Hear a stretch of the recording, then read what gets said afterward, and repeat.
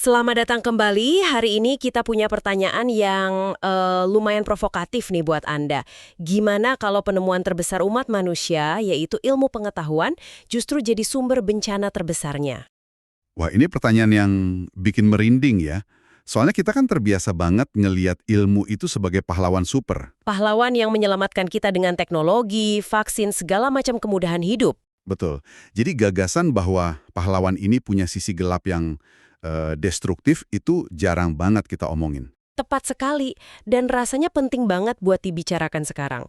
Nah, untuk membedah ide ini, kita akan lakukan penelusuran mendalam dari sebuah artikel karya Willy Farhani.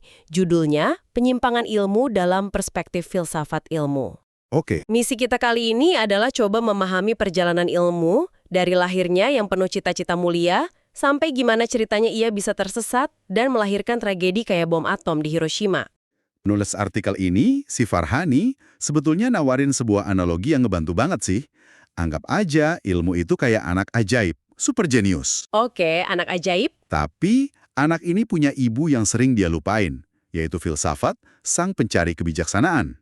Nah, pembahasan kita kali ini tuh soal apa yang terjadi waktu si anak jenius ini tubuh besar, ngerasa tahu segalanya, terus ya kabur dari rumah. Jalan sendirian tanpa panduan ibunya. Analogi yang bagus banget. Oke, mari kita mulai dari awal kisah si anak ajaib ini. Dari mana sebetulnya dia berasal? Semuanya berawal dari rasa penasaran. Di Yunani kuno, ribuan tahun lalu, lahirlah semacam izin untuk bertanya secara fundamental. Maksudnya izin? Ya, jadi ada orang-orang kayak Thales yang lihat sekelilingnya terus nanya, ini semua terbuat dari apa sih? Atau Socrates, yang nggak peduli sama bintang atau air, tapi malah nanya, gimana caranya kita jadi manusia yang baik?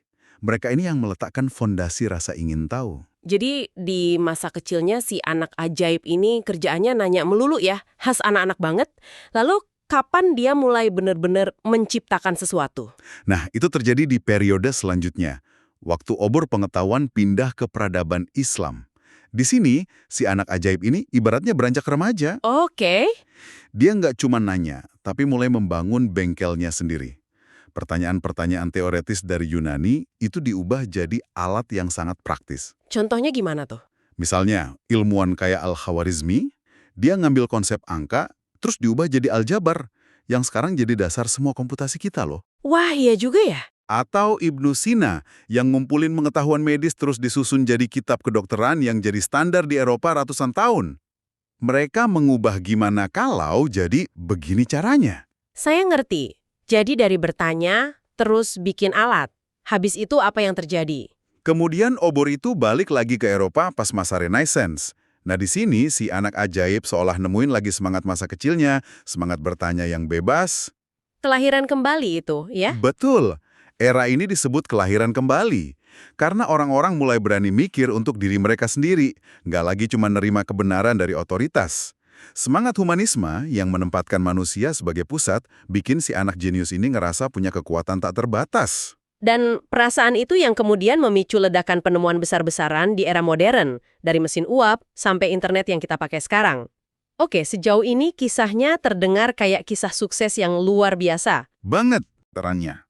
Hasilnya, Hiroshima. Contoh paling ekstrim yang diangkat di artikel ini ya, bom atom tahun 1945. Kadang kita lupa loh betapa mengerikannya peristiwa itu. Ya, Sebuah kota lenyap dalam sekejap. Ratusan ribu orang tewas seketika dan yang selamat hidup dengan penderitaan seumur hidup. Dan ini bukan bencana alam. bukan. Ini produk yang sengaja diciptakan oleh manusia-manusia paling cerdas di planet ini. Inilah yang disebut bencana ilmu. Ngeri banget ya. Dan bukan cuma itu. Artikel ini juga nyenggol wacana yang masih relevan sampai sekarang. Kayak rekayasa genetika buat nyiptain manusia unggul. Wah, itu membuka kotak Pandora yang menakutkan sih. Betul. Siapa yang berhak nentuin kriteria unggul? Apa ini nggak akan bikin jurang baru di masyarakat? Tunggu dulu. Di sini saya agak bingung. Apa sebetulnya akar masalahnya? Bukannya salah satu kekuatan terbesar ilmu pengetahuan itu objektivitasnya ya? Para ilmuwan kan dituntut buat bebas nilai, ngamihak, cuma nyajiin fakta apa adanya. Kenapa di sini sifat itu justru dianggap biang keladi? Pertanyaan yang bagus sekali. Dan ini jantung dari masalahnya. Pandangan bahwa ilmu harus bebas nilai ini dikenal sebagai positivisme. Gagasannya memang kedengaran mulia, seorang ilmuwan harus kayak pengamat netral, cuma nyatet data tanpa ngelibatin emosi, moral, atau agama. Kayak ahli biologi yang neliti virus gitu. Dia cuma peduli gimana virus itu bekerja, bukan apakah virus itu jahat atau baik. Tepat sekali. Dan disitulah letak jebakannya. Ketika bebas nilai jadi satu-satunya pedoman, pertanyaan yang diajukan para ilmuwan itu jadi bergeser. Bergeser gimana? Dari yang seharusnya, haruskah kita melakukan ini, jadi sekedar, bisakah kita melakukan ini? Fokusnya cuma pada keberhasilan teknis, bukan pada konsekuensi kemanusiaan. Jadi karena terlalu fokus pada bisa atau tidak, mereka lupa bertanya untuk apa? Persis. Dan menurut Farhani, ada beberapa ciri lain dari ilmu modern yang memperparah masalah ini. Pertama, teknologi yang lahir dari ilmu seringkali mendorong hedonisme. Kenikmatan instan. Betul. Yang terus-menerus dipompa oleh iklan yang menciptakan kebutuhan palsu. Kita jadi ngerasa nggak pernah cukup. Kedua, perkembangannya terlalu cepat. Nah, ini terasa bawat sekarang. Iya kan? Sebuah terobosan bisa terjadi dalam hitungan bulan, sementara refleksi etis tentang dampaknya butuh waktu bertahun-tahun. Kita kayak lari di ruangan gelap, cetet banget, tanpa tahu di depan ada tembok atau jurang. Dan yang terakhir, sifat eksploitatifnya terhadap alam. Demi kemajuan, kita mengeruk sumber daya tanpa mikir panjang. Jadi, pada dasarnya, si anak ajaib ini jadi kekuatan raksasa yang buta. Betul, punya kekuatan buat mubah dunia, tapi nggak punya kompas moral buat mengarahkannya. Anda merangkumnya dengan sempurna. Dia tercerabut dari akar moralnya. Iya, betul. Ini kedengarannya pesimis banget loh. Terus solusinya gimana? Apa kita harus berhenti maju? Kan nggak mungkin juga ya. Gimana cara kita ngembaliin si anak ajaib ini ke jalan yang benar sebelum dia ngancurin rumahnya sendiri? Jawabannya, menurut artikel ini ya, dengan memanggil kembali sang ibu. Mengembalikan ilmu ke pangkuan filsafat. Oke. Filsafat ilmu itu nyediain kerangka kerja, semacam fondasi gitu, buat mastiin bangunan ilmu pengetahuan itu berdiri kokoh dan bermanfaat.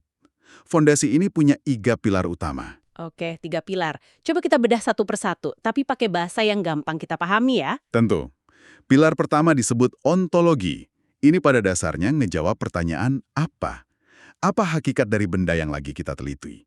Apa realitas dasarnya? Contohnya di bom atom tadi. Nah, dalam kasus bom atom, pertanyaan ontologisnya adalah, apa itu atom? Terbuat dari apa? Energi apa yang sebetulnya tersembunyi di dalamnya? Ini pilar tentang hakikat keberadaan sesuatu. Oke, jadi ontologi itu soal apa bendanya. Tapi tahu apa aja kan nggak cukup. Kita juga harus tahu gimana cara ngebuktiinnya atau cara kerjanya. Nah, Anda baru aja masuk ke pilar kedua. Epistemologi. Ini pilar yang jawab pertanyaan, bagaimana? Bagaimana? Bagaimana cara kita mengetahui semua ini? Bagaimana metode yang kita pakai untuk membelah atom? Prosedur apa yang sah buat disebut ilmiah? Ini semua soal resep, metode, dan validasi pengetahuan. Sampai di sini, para ilmuwan proyek Manhattan itu jenius kan? Mereka berhasil di pilar pertama dan kedua. Mereka tahu apa itu atom, dan mereka tahu bagaimana cara membelahnya. Tak diragukan lagi, dari sisi ontologi dan epistemologi, itu salah satu pencapaian terbesar abad ke-20, puncak kesuksesan fisika. Tapi ada pilar ketiga yang seringkali diabaikan. Nah, ini dia. Pilar yang justru jadi penentu segalanya. Apa itu? Pilar ketiga adalah aksiologi. Ini pilar yang nanya untuk apa. Oke, kita udah tahu apa itu atom, kita udah tahu bagaimana cara membelahnya. Tapi untuk apa kita melakukan ini? Apa tujuan akhirnya? Apa dampaknya bagi kemanusiaan dan nilai-nilai yang kita anut? Inilah pilar kompas moral. Oke, sekarang saya baru benar-benar paham. Menggunakan bom atom sebagai contoh buat 3 pilar, itu kayak ngelihat cetak biru dari sebuah kegagalan ya. Iya kan? Kita bisa lihat dengan jelas di mana fondasinya retak. Secara teknis, yaitu ontologi dan epistemologi, itu sebuah mahakarya.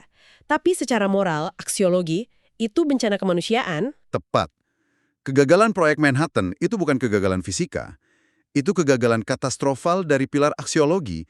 Ini nunjukin bahwa pilar ketiga ini bukan tambahan atau hiasan, tapi justru fondasi utama yang nopang segalanya. Tanpa pilar itu, bangunan ilmu setinggi apapun bisa runtuh dan nimpa penghuninya.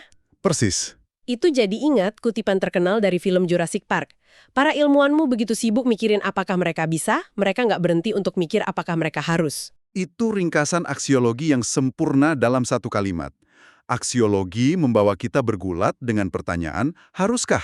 Filsuf yang dikutip di artikel ini, Rapar, bilang kalau etika itu bukan soal siapa kita, tapi bagaimana seharusnya kita bertindak. Seharusnya. Aksiologi membawa dimensi seharusnya itu ke dalam jantung ilmu pengetahuan. Jadi, ilmu bukan lagi sekedar kumpulan fakta yang netral ya, tapi jadi sebuah tanggung jawab besar. Ya, karena ilmu adalah kekuasaan, dan kekuasaan tanpa tanggung jawab adalah resep bencana.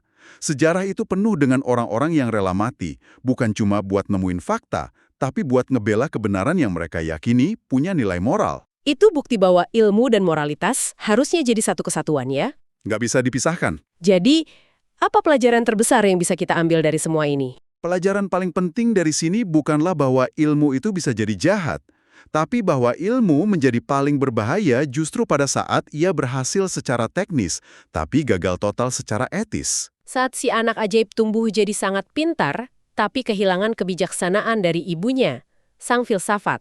Dia jadi kekuatan besar yang tanpa arah. Benar. Tragedi seperti Hiroshima itu pengingat yang sangat menyakitkan bahwa kemajuan teknis harus selalu diimbangi oleh kebijaksanaan moral. Mengintegrasikan ketiga pilar ontologi, epistemologi, dan terutama aksiologi itu bukan lagi sekedar pilihan filosofis, itu satu-satunya jalan ke depan. Kalau kita mau ilmu benar-benar melayani kemanusiaan, bukan menghancurkannya. Betul sekali. Sebagai penutup, kami ingin meninggalkan satu pertanyaan untuk Anda renungkan, yang membawa seluruh diskusi ini ke dunia yang kita tinggali sekarang. Sebuah pertanyaan yang menuntut kita untuk menggunakan ketiga pilar tadi, terutama pilar ketiga. Betul, saat ini kita sedang menyaksikan ledakan kecerdasan buatan atau AI dan kemajuan rekayasa genetika yang luar biasa pesat. Melihat itu semua, pertanyaan aksiologis, pertanyaan untuk apa, yang paling mendesak yang harus kita ajukan kepada para ilmuwan dan pencipta teknologi itu sekarang, sebelum semuanya terlambat. Kompas moral apa yang harus kita pegang erat-erat saat kita melangkah ke masa depan yang penuh janji sekaligus potensi bahaya ini? Terima kasih sudah menyimak penelusuran mendalam kita kali ini.